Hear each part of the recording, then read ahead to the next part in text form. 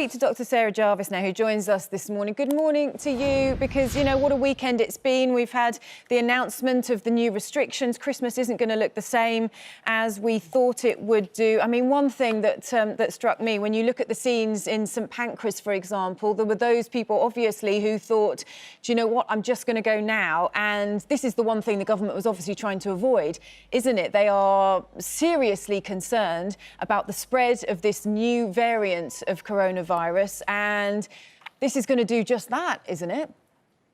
That's my absolute concern. I was horrified to see that. We'd already seen the government say earlier in the pandemic, oh, you've got 4 days until you go into tier 3 or whatever, and people went out shopping, went out making the most of it. There were scenes in cities where everybody was out on the street, which of course meant that once they locked down, they spread it to other people in their family. We saw exactly the same thing with St Pancras and other stations in London in just that few short hours, just that 7 hours between the announcement at 4 o'clock on Saturday and the tier 4 coming in. So I do worry about that a lot, but I also worry a lot about people who think they're going to be on their own at Christmas. And I'm really glad, Adil, that you mentioned support bubbles. Support bubbles absolutely do stay, even if you're in a different tier. The ideal is if you're in a tier, you have a support bubble with someone else in the same tier. But as you say, if you live on your own, if you're a single parent with children under 18, if you're a parent with children under 1 on the 2nd of December, or a parent with children under 5 with a disability on the 2nd of December, or a parent who's got a child who's got a disability and needs permanent care and you're the only adult in your household, you can bubble with another family. That does include Christmas Day, that does include tier 4. But really importantly, do remember, if you live on your own, that there's a reason that we're limiting contact. If you are elderly and vulnerable, please just be really careful. COVID doesn't remember Christmas Day. It doesn't take account of the fact that you're lonely. So please do just be careful. Yeah. So, Jarvis, can I also ask you, just going back to this issue of the variant, I mean, the problem with this variant is, like, as we see these pictures of people in St Pancras or at Euston travelling up north, you know, where people go, this virus goes. But how serious is this variant of the virus? I mean, you know, we didn't know anything about it a few weeks ago. Matt Hancock said he only heard about it 9 days ago.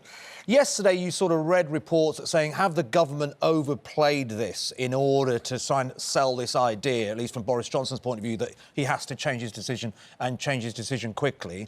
But then we see this reaction now from France, Italy, Turkey, who have heard about the fact that we've got a variant that's out of control, and they've responded accordingly. How serious is it, really?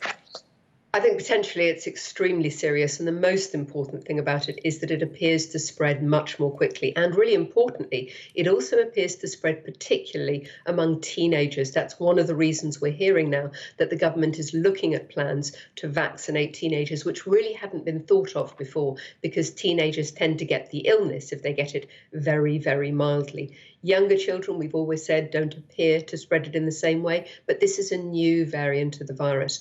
We're talking about, from SAGE, an increase in the R number of between 0.4 and 0.9. That's a huge increase in the degree of spread. We've seen cases in the areas worst affected doubling almost every 7 days, despite having tier restrictions. So this really is moving very fast. On the plus side, and this is really important, there's no evidence that this strain causes more serious illness, although it does cause just as serious illness if you're vulnerable or if you're elderly. And there is, as yet, no evidence that the vaccine won't work. Yeah. No, OK. I mean, the issue, though, Dr. Sarah Jarvis, and I know it's not going to create more serious issues, hopefully, but if more and more people get the virus, then that is more strains on GPs, it's more strains on the NHS, it's more strain on hospitals, isn't it? So actually, you could have quite basic symptoms, but maybe not get the treatment that you deserve because too many people have now got the virus. So it could be a serious situation.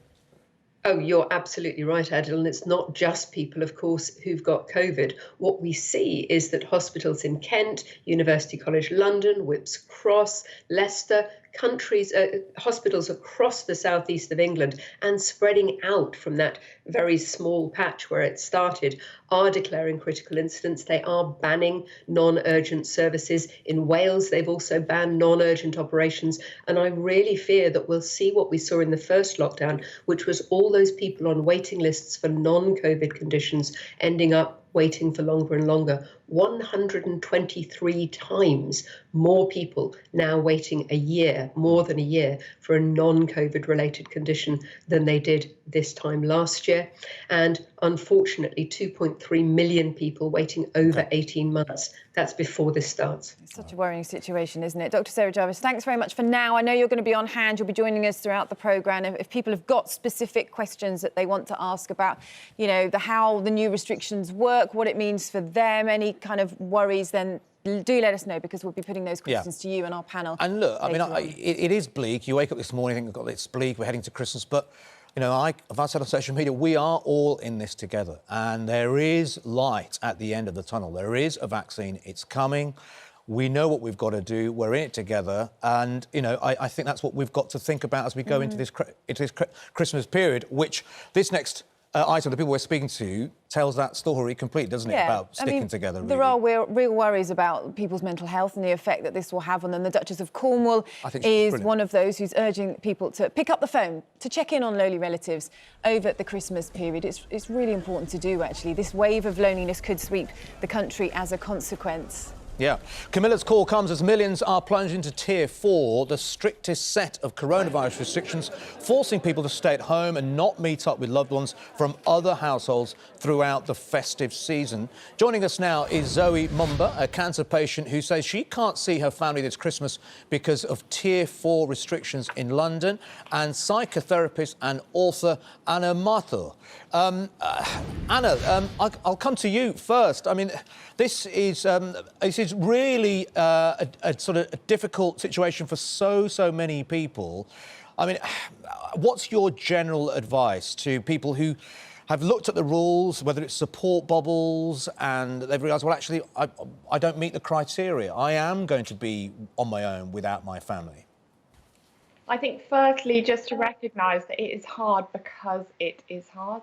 It's confusing and it feels like a roller coaster because it is. And I think so often we put pressure on ourselves to be coping really well, to be making it through, to feeling strong about it, when in reality it's tough because it is. So we just need to find ways to kind of support ourselves, to lean on the support that's around us, and to, be kind and compassionate to ourselves as we navigate our way through this.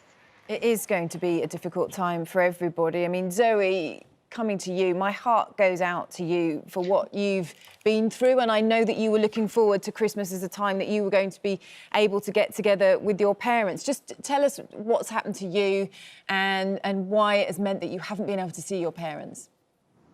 Yeah, I was diagnosed with breast cancer in April when the things in the UK were quite bad. And then I wasn't able to see my family during, the diagnosis and treatment because I had to start shielding. Once I started chemotherapy, I had 8 rounds of chemotherapy, and then I had surgery. And on the advice of my doctors, I was told to shield until the end of October, which is when we went back into a national lockdown. So Christmas was the first time I was going to see my family this year. And I probably won't see them now until 2021. So upsetting for you, upsetting, no doubt, for your family, the fact that you had this glimmer of hope, you were looking forward to being able to see them finally after you'd gone through all your treatment, and that's now not going to happen. No, yeah, it's very frustrating. Obviously, they're very upset, and, I'm quite frustrated, mainly because, I believed the government. Probably my fault that I believe the government that this was going to happen, Christmas was going to go ahead, and I think it is just if we'd been given more notice, told 3 weeks earlier this wasn't going to happen, I could have made alternative plans to see my family, but it's all happened so quickly and so last minute. I haven't been able to make those plans. Yeah, that's a good point, actually, Anna, isn't it? About the way it was handled. I mean, it's hard for people, isn't it? Because they've spent weeks thinking, OK, we are going to be able to get together with a certain number of people, and to have those hopes dashed at the last minute. Do you think that is what it has led to it being so difficult for people, that arrangements are now up in the air? They've done planning, they've bought shopping, they they knew what was going to happen, and at the last minute there's been this change of plan. Absolutely. I think as humans, excitement about something and having something to look forward to really buoys us, doesn't it? It kind of gives us that motivation, that energy to kind of power on through it. And the other thing is Christmas and New Year, they normally symbolise kind of like a fresh start. We can draw a line under the year, whatever that may have held. And to not have those things, it does affect us. And I think to be able to look on it as kind of it's a grief, whilst we may not have lost a specific person close to us, we grieve the loss of a dream, of a hope, of something to look forward to. So let those feelings be. You know, there will be sadness, there will be frustration, there will be confusing feelings, and they are a very normal, valid human response to the circumstances. Yeah, and I know that you've said in the past as well that, you know, something like Christmas Day, it's about waking up with a sense of purpose and sort of giving yourself a few tasks to do, whether it's go for a walk or just make sure you just are doing something, which I think is great advice, which we've all done. I mean, I myself personally have had a really tough year for lots of reasons. I've had my own personal grief, which I've not really talked about, but I've found on my own, when I'm on my own, is that actually, yes, get up on a day when you're feeling a bit lonely, just do something. Either bake a cake, I often do, or go for a walk, or call a friend I've not called before. They're quite easy things to do, but we just need to have that sort of pressure, or put that pressure on ourselves just to do that first thing in the morning, I think. Absolutely. I think it's tempting to be the hedgehog, to go into the hedgehog mode and kind of try and protect ourselves and curl up into a ball, when as humans we are created for connection. And I know sometimes it feels like a mountainous step to pick up the phone and talk to someone, but actually that might just be the thing that you need. And plan your day. So imagine that it's kind of mental health meals, so breakfast, lunch and dinner. Have something in your day 3 times, be it a phone call, unwrapping a present with a friend, be it going out for a walk, being it reading a book for a bit of escapism. Make sure that you are putting those things, and get up, get dressed. Just, yes, give yourself that little sense of purpose. There are many things going on outside your home that you cannot control. But what you can control is how you structure your day and ensuring that you put those things in that matter to you. Yeah. And actually, I know you have specific advice, don't you, for parents, for how they can speak to children about it, depending on their age. I've got a 5-year-old, so it was obviously difficult to break the news that she wasn't going to see family that we had hoped we were going to do. I've decided we're going to do a break the rules day, so we can have chocolate for breakfast. We can sort of I thought you meant break the COVID rules. No, not those rules. No, break the household rules. Yeah. You wouldn't be able to have chocolate for breakfast. What are your suggestions, Anna, for how you talk to children and how you can still make it a special time? Because obviously they're going to be disappointed, aren't they, about how the situation's turned out? Absolutely. And I think a really good tip is to share a bit of your emotion with them in a way that is kind of age appropriate. So when I had that discussion with my kids, they're 1, 4 and 6, I said, you know, I feel really sad not to see these people. And just to give words to their emotions so that they feel that they're entitled to have the roller coaster of emotions that come with it. And, you know, the day's not broken, it's just going to be different. And how can we make it different for us this year? And what would they like to do? And I love that break the rules idea. But yes, finding a way to formulate your own emotional response so that it gives them a framework to feel able to talk about theirs. Yeah, OK. And Zoe, I know you've had surgery now, they're monitoring the cancer. How are you feeling in yourself? Are you've got your hopes pinned on a good recovery? Yeah, no, I'm very positive. I'm still having treatment until the summer. But yeah, I'm feeling much better. You know, my immune system's recovering pretty well. You know, despite the disappointment of Christmas, you know, I'm still feeling positive about, you know, the next year ahead. And honestly, if I can go through chemo, then anything else is pretty easy, to be honest. Yeah. Well, good for you, and we wish you all the very best. Stay well, stay safe, and have a very happy Christmas. Thanks very much to both of you for joining us. And Zoe, you know, everything you've been through, to come on to national television and tell us your story and inspire lots of others and give lots of others comfort is just brilliant. So thank you so much. Merry Christmas to you. Thank you. Merry Christmas.